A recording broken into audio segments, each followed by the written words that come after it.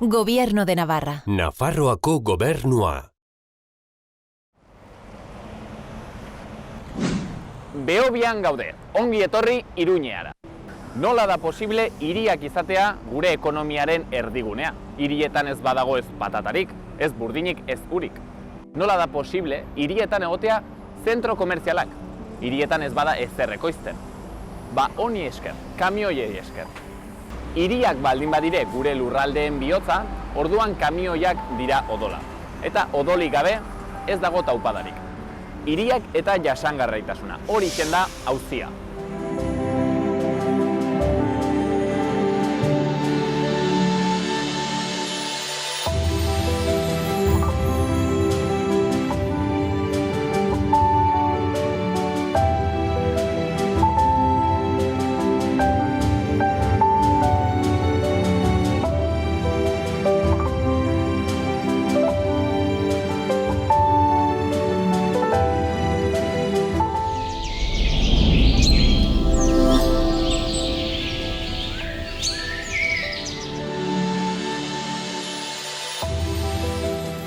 Saioarekin hasi aitzinetik, omenalditxo bat Nafarroako paisaiei.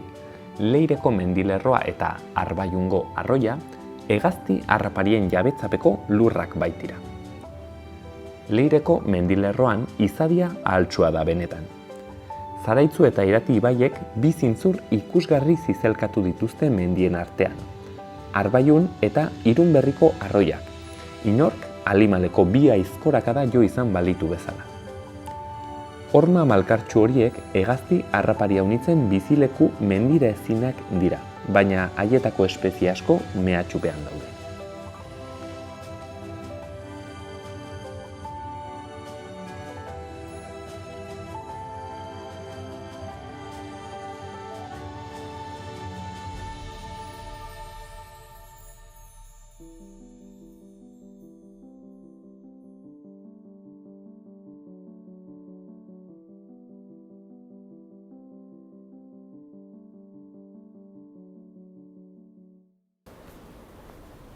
Bueno, Jon, kaixo, egunon. Hemen gaude Jon Agirre Sutxekin, bera arkitektoa da, paisaje transversaleko kidea, eta berekin gaur, hiriak eta jasangarritasunaz, gai horretaz solastuko gara, eta horretarako paseotxo bat emango dugu, Iruñatik, ongi duritzen batzen zu. Ederki, bai. Bueno, lehenik hasteko gauzatxo bat, paisaje transversal, hori zuek egiten duzuen enpresa hortan, zer demonio egiten duzue, Jon? Hola, laburrea. Guk hirigintza jasangarri eta parte hartutako proiektuak egiten ditugu, espazio publikotik lurralde eskalara, eta hor hiri birgaiketa, hirien berroneratzea, hirien plangintzan gabiltza, beti modu integral eta parte hartu jasangarri eta berriztagarri batean. Eta, ni baztandarra naiz, baztanen zerbait egiten aizate, ez? Ari guzue gure paisaia ukitzen, nola baitere. Bai, bueno, ni baztandarra ikasteaz gain, bai, bertako 15 herrigune barkatu, horiek berroneratze prozesu bat eta berroneratze plan bat egiten ari gera duela ia urte betez hasi ginela plan hori, eta hortxe gabiltza batzarrak egiten, tailerrak, analisi teknikoa, eta pixkat ikusten nola eratu dezakegun plan bat, baztaneko herriguneak hobetzeko eta jendearen iritziaren bitartez ere baztan hobeago bat pentsatzeko. Hori, herrien jasangarritasuna solasten alko ginen nahi, segurazki, baina gaurkoan pentsatu dugu hirien jasangarritasuna solastea.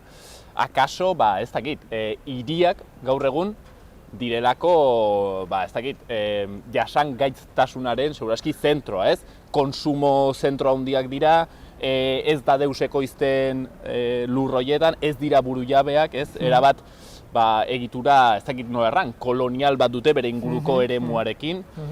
Jon, nonbaitetik hasteko, gaur egungo makrohiriak, dela Madrid, dela, ez dakit, Hong Kong, jasangarriak izan daitezke? Bueno, nik uste agian zaila dela, ez? Horrelako hiri handiak 100% jasangarriak izatea, baina Geroz eta gehiago badago kontzientzia handi bat hirien jasangarritasuna bultzatzeko, politikak egin behar diela, bai mundu mailan, bai Europar mailan, eta nik uste, pixkanaka ari dela nolabait jasangarritasunaren bidea hartzen bai hiri handi horiek, eta hor baita ere desberdintasuna daude, ez? Madrilek ditu 3.000.000 biztanle, eta Hong Kongek agian ditu 20 piko milioi, ez? Eta horre ere ikusi ardia zeintzu dien eskala horiek, ez? Hirien arteko jasangarritasuna bultzatzeko, baina orokorrean, ni itxaropentsu nago, ez? Pixkanaka agian ez 100% iritsiko gareniko, iritsiko diren horrelako hiri handiek, baina, hartu dutela hildoa eta horretara dijoazela. 3 milioi, 20 milioi, ez dakit hirietan jasangarritasuna solasteko neurri bat eta solastu beharko genuken.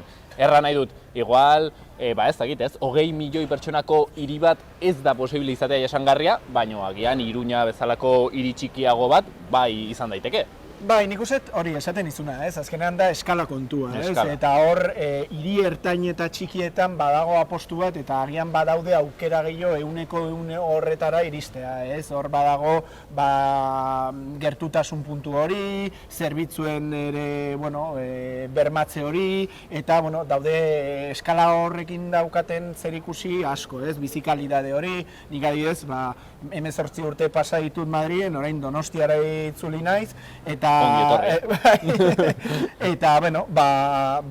hor badaude agian aukera gehiago edo errestasun gehiago jasangarritasun hori lortzeko. Claro, makrohiri batean egin behar diren eraldaketak akaso dimentsioz asko ikaragarriagoak dira, ez? Bai, dimentsioz eta gero nik uste beti hau gure esperientziagatik paisaje transversalen eta kontestu testuinguru asko eta herri eta hiri desberdin askotan lan egin dugu, ez? Nik uste hor garrantzitsuena dela baita ere borondate politikoa. Zer dagoen hiri horien atzean, ez? Borondate politikoa eta soziala, ez? Eta horretarako guk asko esaten dugu, eta ez guk bakarrik, Europar Batasunak, mundu mailan ere esaten da, ez hor egin behar dela plangintza batzuk eta egin behar dela apostu serio bat modu integral batean eta parte hartu batean jasangarritasun horri eusteko. Jon, neurriaren kontuarekin bukatzeko. Claro, hemen gertatzen da nolabaiteko paradoxa bat eta enkajatzen duen puzzle bat, ez? Hiri izugarriak ditugu eta gero landa eremu despopulatua. Eman beharko litzateke berlandaratze prozesu bat, ez dakit existitzen den hitz hori, erran dut, reruralizazioan erraten dena ez, dauda jendea hirietatik, makrohirietatik, berriz ere landa eremura itzuli beharko litzatekeen. Nik uste oreka bat egon behar dela, ez? Orain gu adibidez paisaje transversalen ere landa eremuan ari gea lanean, batez ere, Euskadiko erkidego mailan, hor 7 herrirekin, eta baita ere Antso, Aragoiko herri batekin, eta hor egin behar da, oreka territorial bat bilatu, ez? Agian pandemiak ere eragina izan du horregan, ez? Joera batetara, landa eremutara jotzeko ikusi delako baita ere bizikalitatea agian edo lasaitasun hori edo naturarekin daukazun lotura hori erresagoa dela, ez? Eta nik uste hor joera pixkat aldatzen dela eta bai joera hori ere erakunde publikoetatik sustatu behar da eta baita ere herri horietatik ere gaitasuna izan joera hori ere bultzatzeko eta nolabait hirietatik bueltan dauden jende hori nolabaiteke ere hartzeko eta beraiei ere aukerak emateko, ze azken finean hori bere biziraunpenaren baitan dago, ez? Gakoetako bat, segurazki jasangarritasunan eta arazo nagusietako bat da garraioarena, ez?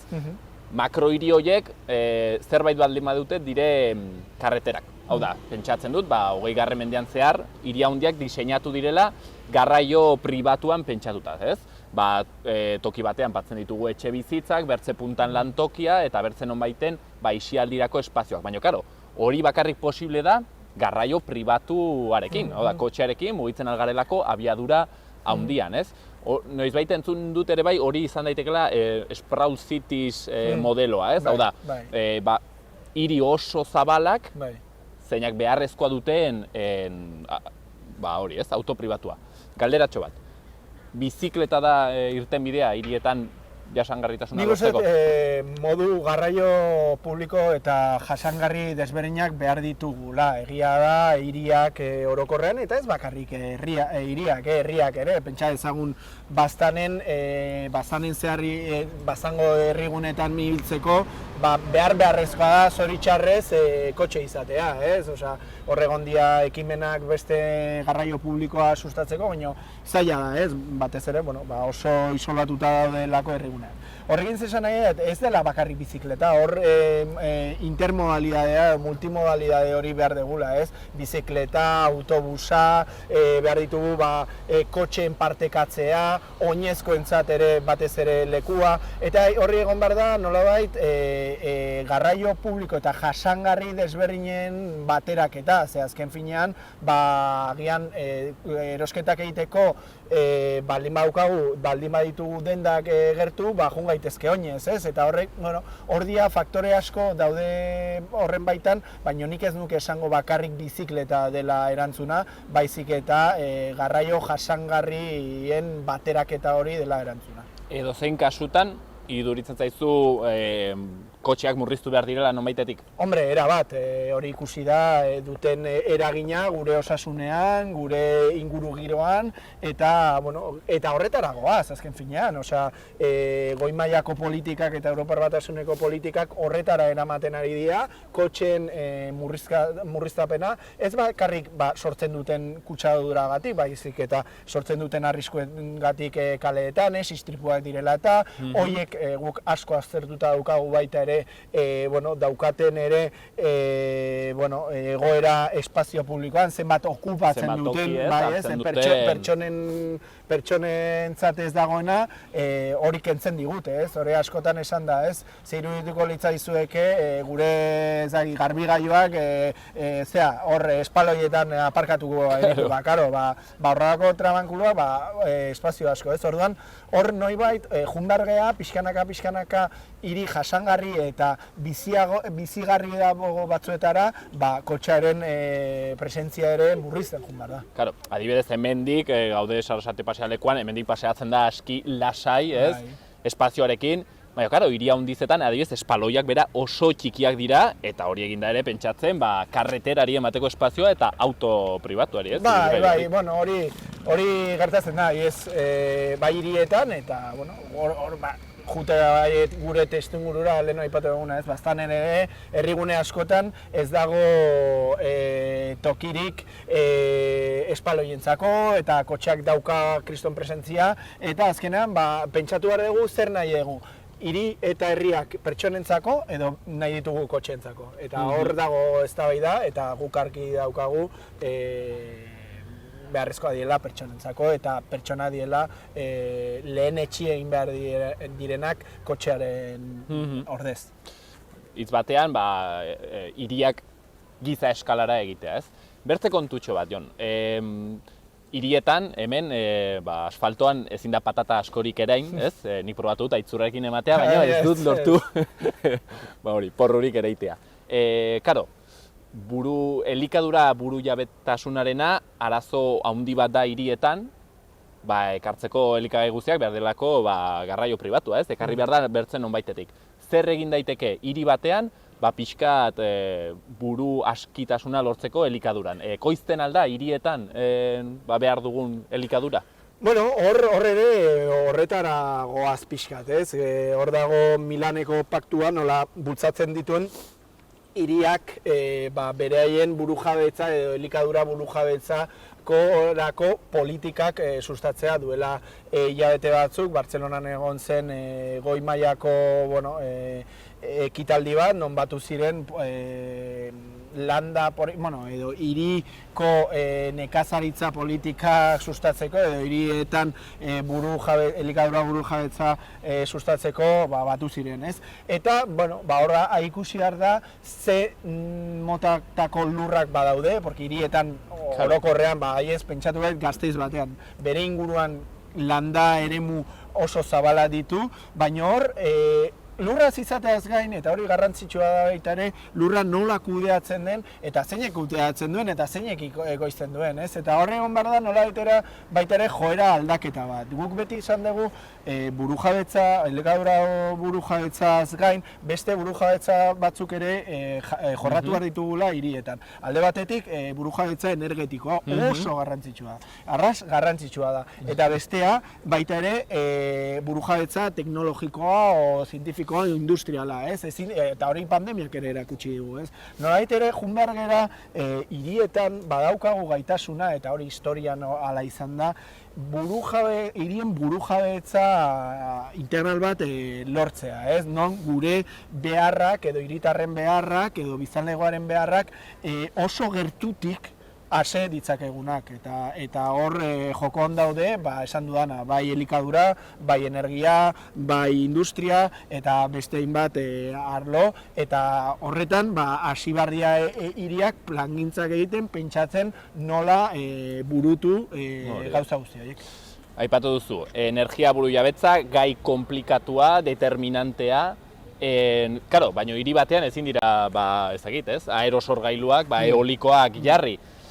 Nik ez dakit hiri bat, izan daiteken energetikoki jasangarria, edo horrek eskatzen duen, adibidez, Iruña elikatzeko energetikoki, Nafarroa guztia betetzea plakaz eta hori ez, aerosorgailuz. Izan daiteke hiri bat energetikoki burujabea?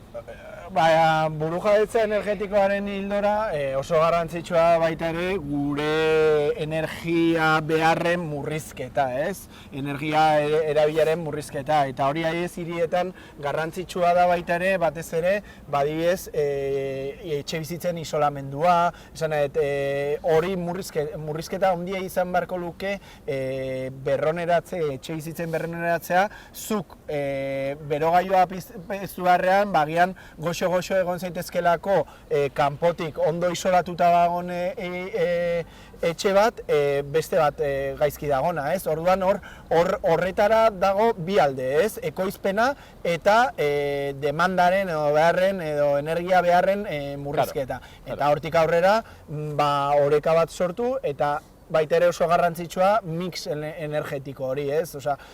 Lortu behar degula, bertze modu batzuk energia sortzeko, solarra, eolikoa, hor baita ere eztabaida handi bat ere badago. Denbora joaten zaigu aurrera, azken galdera horietako bat, zergatik da garrantzitsua uste duzu hirian jartzea berdeguneak? Hirian berdeguneak jartzea eraba garrantzitsua da bi aldetatik, ez? Horrek jasangarritasunarekin lotura zehatza duelako, ez? Esan nahet berdegune horiek CO2aren isuriak eta ere absorbitzen dituzelako. Beroaren aurrean, ez? Laguntzen du? Hori, beroaren kontuaren aurrean, beroa apaltzeko ere balio du, eta gero baita ere psikologikoki hori ikerketa asko daude, eta hori pandemian ere ikusi dugu argi eta garbi, gizakiok behar dugula naturarekiko lotura zehatz bat, eta beti hor agertzen da gure azterketetan, eta plangintzak eta egiten dutena, jendeak eskatzen ditu berdeguneak. Eta hori garrantzitsua da hirian natura barneratzea modu argi batean. Pixket klaustrofobikoak dira hiriak guretzat, ez? Erran dezakegu, gure garunarentzat ez da tokia proposena nola baitere. Zue pentsatu gizakiak milaka urteko evoluzio izan dela eta hiriak duela oso gutxi sortu diela, ez? Eta orduan gure joera, ez? Naturarekiko lotura handiagoa du. Jon, bukatzen ari gara, pixkat lur hartzeko Iruñean, galdera, kazetarien galdera tonto hauetako bat.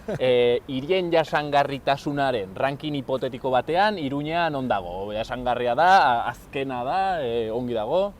Nik uste ari diela pausoak ematen jasangarritasun horri, egia da badaudela beste hiri batzu, Gasteiz bat, jasangarritasunaren ardatz edo, liderretako bat izango litzatekeena, baina, hor taulan, ez dakit, erdi mailan egongo litzateke, hor badeitu aurrera pausoak, baina... Raspau, bos. Orain, ez dakit zer nota jarriko nioken, baina, nik uste orain gaudela momentu oso garrantzitsu batean hirientzako aurrera pauso, hemendik 2030era aurrera pauso handi bat emateko, eta nik uste dakidanagatik Iruña hor dabilela ere. Hor jone mezua, iruñarrek espabilatu behar dutela, nafarrek espabilatu behar dugu. Orokorrean guztiak espabilatu behar. Jon, honekin bukatu dugu elkarrizketa, beti azken galderatxo bat egiten dugu, eskatzen dugu elkarrizketatuei, batetik izendatzeko, bertzerik ez, pelikula bat edo liburu bat, izaten alduela zerikusia gaiarekin, eta bertzetik, Iruña jasangarriago egiteko, zein da proposatuko zenuen neurri garrantzitsuena? Lehenengo galderari dagokionez, filme eta liburu bat, alde batetik filme bat, dokumental bat niri asko interesatu zaidana da Citizen Jane, dela Jane Jacobsen inguruko dokumental bat, eta hor nolabait ere laburbiltzen du emakume honek izan duen garrantzia, bai paisaje transversalen garapenean, baita ere guk hirigintzaren garapenean. Liburu aldetik, agian pixka publizia, pixka dingoet, eta gure lehenengo... gure liburua gomendatuko nuke, Escuchar y transformar la ciudad. Non, pixka azaltzen dugu paisaje transversalen egindako lanak, metodologiak, eta guk hirien jasangarritasuna eta hirien garapenaren inguruko teoria, bai abstraktuagoak eta baita ere praktikoagoak barneratzen dituna. Eta neurri bat? Neurri bat aldetik, bat bakarrik izango balitz, nik esango nuke hobetu behar degula mugikortasuna orokorrean eta gehiago bermatu garraio jasangarriagoak, bai oinezkoentzat leku gehiago izan, bizikletentzat, garraio publikoarentzat, eta kotxeen murrizketa garrantzitsu bat izan hirietan. Edo lasterka egiteko zuari zara prestatzen maratoia, ez? Lasterka egiteko toki. Hortxen Jonen hitzak, honekin utziko dugu saio hau, eta hurrengo batean gehiago.